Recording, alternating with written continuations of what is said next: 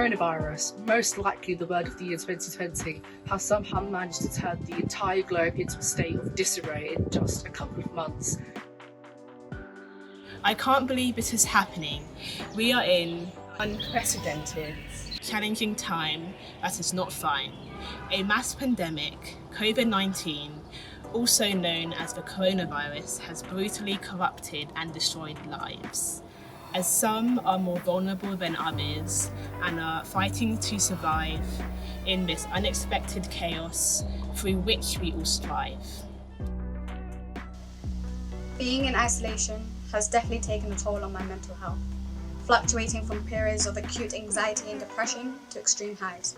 I found myself trying to do so much when I was really mentally exhausted. This is my poem read by Mum. Change was forced upon me. Overnight I became restricted, vulnerable because of my medical needs, impacted my life and freedom. 90 days since lockdown. The one thing plaguing everyone's mind at the moment is coronavirus, named the worst global humanitarian crisis since World War II. I'm struggling to remember a time without it. It's a pandemic which no one was or could have been prepared for. Nobody knows when it will end either. At first, I found it so hard to know whether people were being over-dramatic or not cautious enough regarding the threat of the virus. It's stressful, confusing and scary at times. Every day, every hour, new media reports can get you worrying about worst-case scenarios. It still seems so crazy to me that I'm living through a global pandemic, something I've only ever seen in disaster movies and TV shows. I think the levels of uncertainties is what scares me the most, not knowing when it will end, how it will end, or even how many people will die because of it. We didn't ask to be a part of history, yet here we are, locked in, locked down. My four walls bury me 6 feet deep, my restless heart swimming through a reverie of roses, tulips and lilies, apple pies and bee stings and the smell of fresh cut grass and dust after rain. I breathe in the silence and it fills me like a balloon, stretched out in the endless days, endless nights sprawling before me. Has a month ever felt this long? Condensed time, 4 walls of past, present, future history. Here we are. When lockdown hit, I had no idea what to do with myself. Going from working full time whilst also completing a full university degree to living at home 24 hours a day, it was a big shock to the system for me. Most of my days consisted of getting up early either for a full day of work or a day full of university lectures and seminars. And the world came to a halt. Still spinning, still turning. Quick! Go inside. Lock the doors. Rushed goodbyes. Lilies of fears grew like towers that touched the skies. His loneliness creeped in, wearing a disguise. It won't be that long. So I could never have imagined that 2020 would begin with a pandemic, and as someone who deals with anxiety, making sure that I follow hand washing routines and cleaning routines has definitely heightened my fears around staying healthy. So one of the ways that I've been managing anxiety and stress is to take walks in local parks and nature reserves, and I really love being able to learn about the local wildlife and the history of the parks, which I don't think I appreciated as much before lockdown. Before the pandemic, I used to make lots of films with my mates. It was like my creative outlet, but when the pandemic hit, obviously that wasn't exactly possible anymore. I let myself feel sorry for myself, and I just got in a whole thing of like, oh, everything sucks, and it did. I think that it's important that we disconnect from our mobile phones and reconnect with ourselves through surrounding ourselves by nature. I have discovered that I enjoy starting the day by taking a walk in the park or by just going outside. I have found it relaxing to observe the shape of the trees and listen to the wind and the sound of the birds. I still have a lot of time, and I've been reflecting on how I really feel in this unexpected period and questioning why I feel this way and where it comes from. Shielding must continue till August 2020. However, things are progressing. It helped me discover new skills. Eventually I got used to the new normal, playing basketball, learning to tend my vegetable patch, baking and spotting rockets in the sky. Days seem endless and all roll into one. I can now go outdoors, keeping a distance from others. Never going shopping, but I can walk the dog. Good things have come during this pandemic. Looking for the positives when there are many negatives. During lockdown, I started to get motivated. I often make sense of the world through creating a character or making music. With my designs and drawings, I find it gives me the opportunity to have a different take on my thoughts about life. As my immediate concerns subsided, I began to consider the bigger impact of the outbreak. How would the pandemic affect the mental health of our society with such uncertainty and the fear of becoming sick or seeing a loved one become unwell? It's been an emotional roller coaster, to say the least. I'm managing to change my mindset and be more positive about what the future holds, one day at a time. Never have I been so grateful or aware of how strong and resilient my mum is. I only wish I could do half the things she does. I've definitely become more conscious of my family and what is important to me. Perhaps in this time of isolation at home, I will become stronger and more self-reliant. Feeling safe and secure in your environment is a priority for all of us, something I've become more aware of during this global pandemic. Contrasting colour, dynamic shapes and bold forms help me feel relaxed and calm. I'm a big fan of graffiti.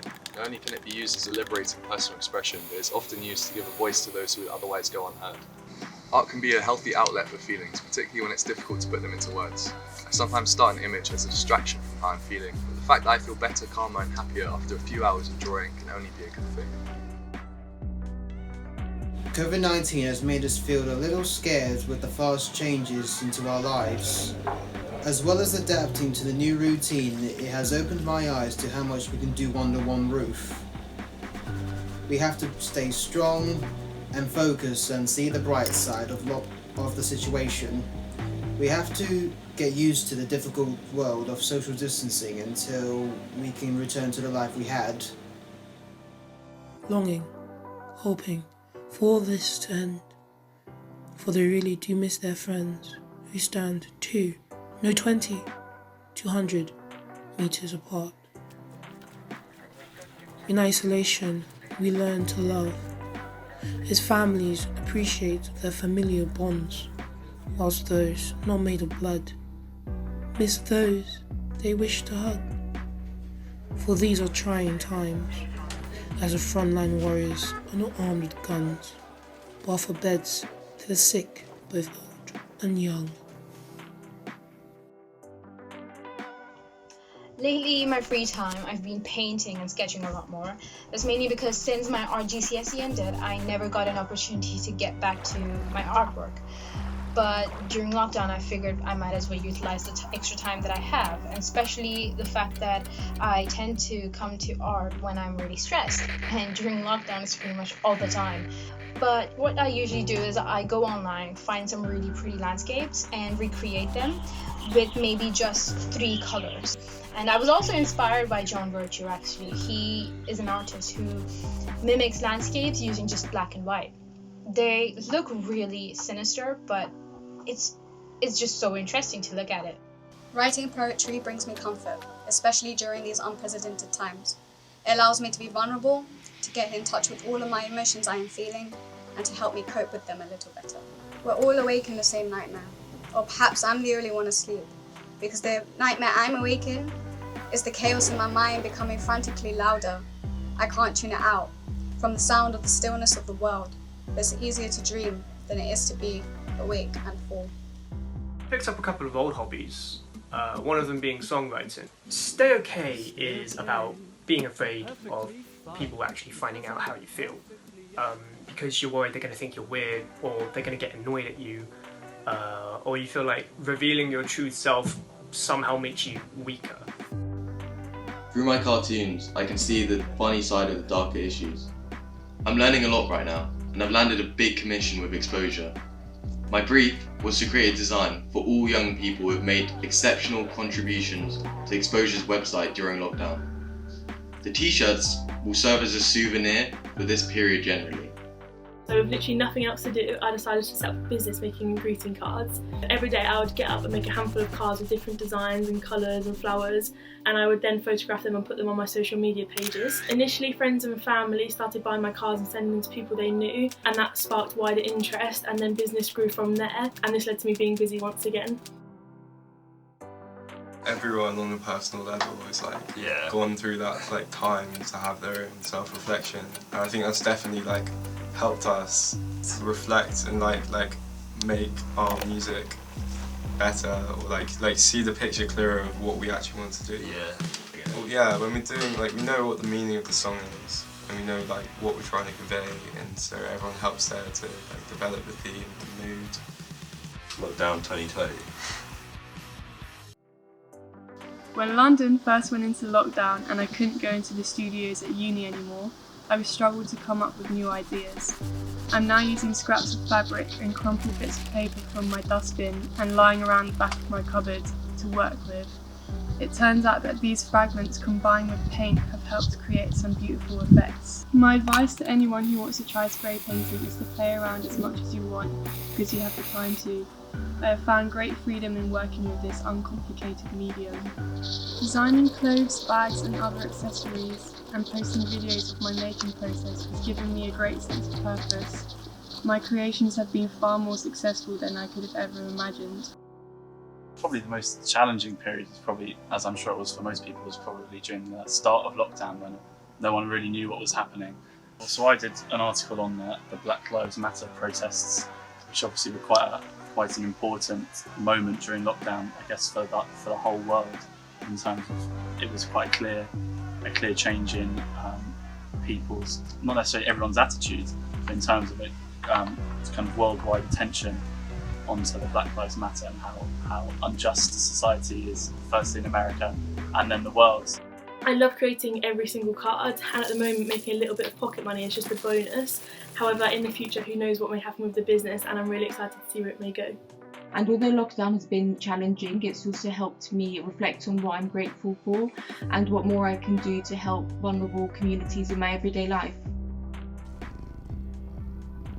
Did you like that one? John approved. We'll keep it together, you'll see. 'Cause you're a loaded gun like me. Your guess is as good as mine. We'll just sit and pass the time till we're together.